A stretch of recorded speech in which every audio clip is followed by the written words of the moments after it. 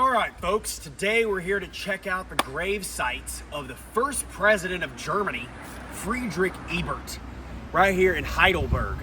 So we're gonna go and check it out. Let's see what the German George Washington's grave looks like.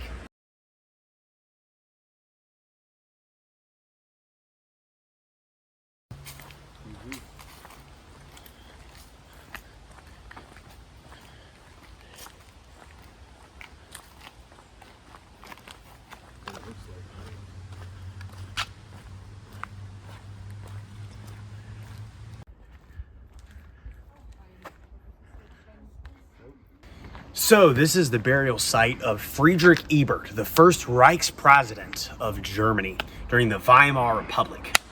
Ebert was born on February 4th, 1871, just as the German Empire started, around that same time.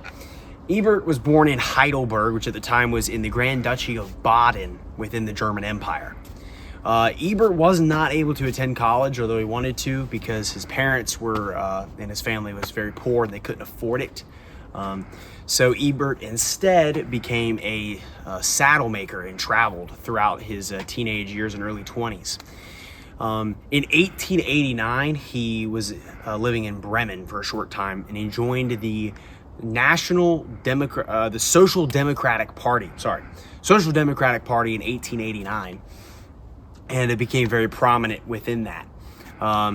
Eventually, he was actually elected to the constituency of Elbersfeld-Barmer, something like that, in the Reichstag in 1912. But previously, in 1905, he was granted to be the General Secretary of the National Democratic Party in the German Empire at that point.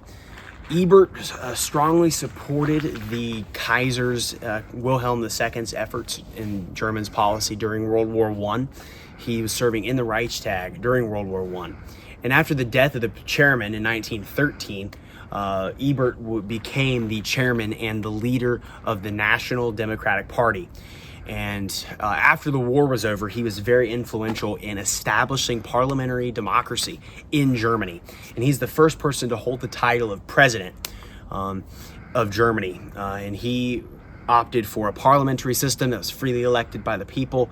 He suppressed all the leftist ideologies, including like Marxism, having a monarch. He got rid of all that stuff because he knew that it was more fair for people to elect their leaders instead of inheriting by birthright. Because Germany had always been a monarchy, including going all the way back to the Holy Roman Empire, and we had just had the Kaiser.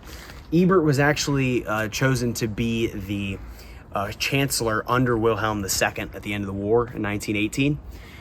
He actually succeeded the Prince of the Grand Duchy of Baden, Prince Maximilian. So that goes to show how much power the nobles had, and Ebert was not born into a noble family. So this was actually very abnormal for a German at this point. So he actually climbed up the ranks, which is very uncommon in German history for that to happen. At least at this point it was. The election was held right after the Treaty of Versailles, called the Weimar Republic was created in Germany. Now, the Weimar Republic didn't last too long, but Ebert was chosen to be the very first president in 1919. During this time, he fought to support a parliamentary system. He set up the democracy in Germany that kind of still exists today. And he advocated for all of the things that the Treaty of Versailles had said for Germany. And he became the first president. He served for about 6 years before he died in 1925, and was succeeded by World War I hero Paul von Hindenburg, who was the last president of the Weimar Republic. There were only two presidents of the Weimar Republic, Friedrich Ebert and Paul von Hindenburg. Friedrich Ebert was the first one. He was very popular, and he planted the seeds for what democracy and a democratic system would look like in Germany, which is kind of what we see today. So Ebert has a lot of credit for that. So we're going to be screaming his name for Smash. Here we go. Friedrich Ebert for Smash!